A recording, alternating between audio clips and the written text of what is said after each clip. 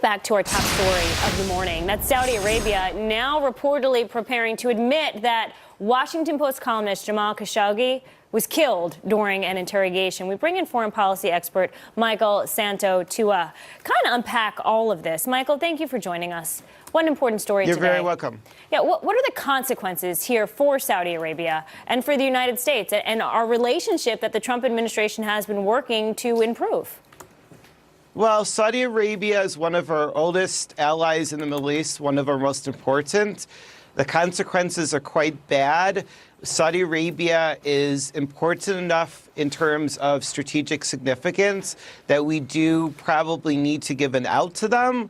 But it is a very bad situation because there was a horrific crime committed in the consulate in Istanbul. We still need to learn the facts about what went down. But either way, the West is up in arms about this. How do we react to Saudi Arabia and their handling of Mr. Khashoggi while not alienating them or pushing them to form an alliance with someone like Russia?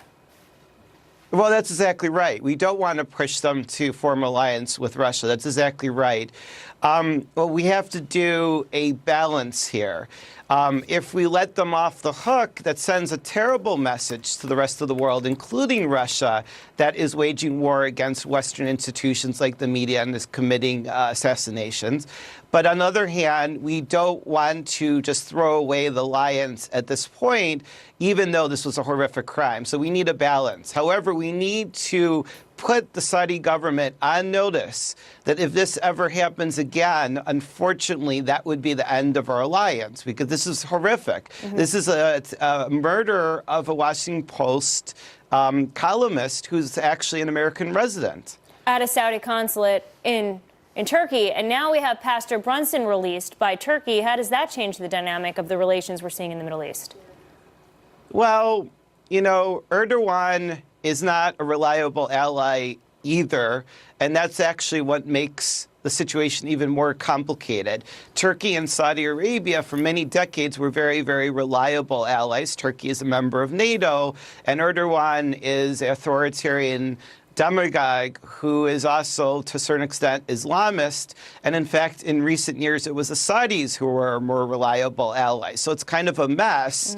And both alliances are at stake, even though they did release the pastor. How likely are sanctions against Saudi Arabia? Wait, I'm sorry? How likely are sanctions by the United States on Saudi Arabia? How likely are those to happen? Well, it's actually tricky. Some kind of penalty is in order, and we need to appear to be tough rather than weak. Otherwise, we're just going to have the Saudis pull more of these games. And it's very unfortunate.